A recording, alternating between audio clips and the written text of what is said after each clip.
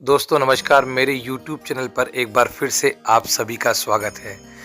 दोस्तों आज हम बात करेंगे महान संत सियाराम बाबा की, जो कि अब पंच तत्व में विलीन हो चुके हैं। आजीवन केवल एक लंगोटी में रहने वाले और मात्र 10 रुपये भेंट लेने वाले बाबा सियाराम हम सभी को छोड़कर चले गए। राम भक्ति के साथ नर्मदा घाट का उत्थान आंदोलन के लिए भी प्रसिद्ध रहे बाबा सियाराम 12 सालों के मौन के बाद अपने पहले वो जो 4 अक्षर उन्होंने बोले थे वो थे सियाराम, और इसीलिए उनका नाम सियाराम बाबा पड़ गया। नर्मदा नदी उत्थान के महान परोपकारी और निमाड़ के प्रसिद्ध संत सियाराम बाबा 11 तारीख को पंच तत्व में विलीन हो गए, जो कि बुधवार का दिन था। सुबह 6:10 पर मोक्षदायिनी एकादशी और गीता जयंती के मौके पर वो वैकुंठवासी हो गए। खरगोन के कसरावत के तेली भट्टियान गांव में नर्मदा किनारे उनका अंतिम संस्कार किया गया। उनके अंतिम दर्शन के लिए लाखों की संख्या में श्रद्धालु वहां पहुंचे थे। बता दें कि बाबा पिछले 10 दिनों से बीमार थे और डॉक्टर की एक टीम की देखरेख में थे। मध्य प्रदेश के मुख्यमंत्री डॉक्टर मनमोहन यादव भी अंतिम संस्कार में शामिल हुए। पूर्व सीएम शिवराज सिंह चौहान और पूर्व सीएम दिग्विजय सिंह ने भी सोशल मीडिया पर सियाराम बाबा को श्रद्धांजलि अर्पित की। आइए सियाराम बाबा के बारे में कुछ बातें जानते हैं जो बहुत ही खास है। संत सियाराम बाबा भगवान राम के प्रति अपनी अनन्य भक्ति के लिए प्रसिद्ध थे। अपने जीवन के शुरुआती दौर में उन्होंने 12 साल तक मौन साधना की थी। इसके लिए वे विशेष सम्माननीय थे, लेकिन उनको लोकप्रियता उन 4 अक्षरों से ही मिली थी जो मौन टूटने के बाद उन्होंने पहले शब्द कहे थे।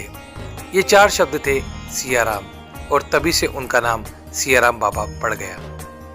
संत सियाराम बाबा मूल रूप से गुजरात के रहने वाले थे। कहते हैं कि उन्होंने केवल 17 वर्ष की उम्र में ही घर त्याग दिया था और वैरागी बन गए थे।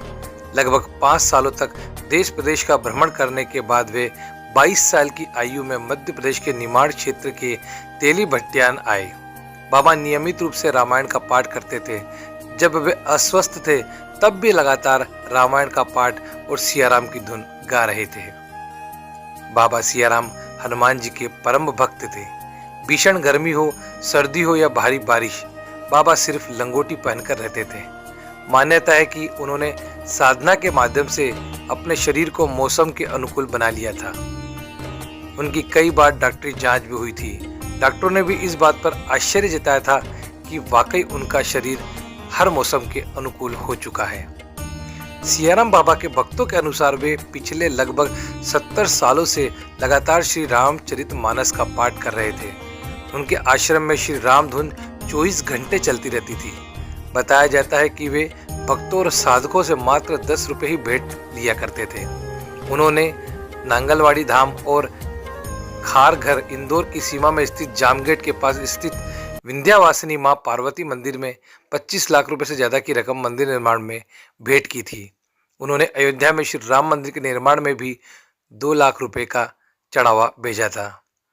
बहुत ही पहुंचे हुए संत थे बाबा सियाराम। मैं पर्सनली खुद भी उनके 2 से 3 बार दर्शन कर चुका हूँ और इसका मुझे सौभाग्य प्राप्त हुआ। आज वे हमारे बीच में नहीं है, लेकिन उनका आशीर्वाद अपने सभी भक्तों पर बना रहेगा। तो दोस्तों ये थी सियाराम बाबा के बारे में एक छोटी सी जानकारी। अगर आपको ये अच्छी लगी हो तो इसे सभी लोगों के बीच में साझा जरूर कीजिए और मेरे चैनल को सब्सक्राइब कीजिए।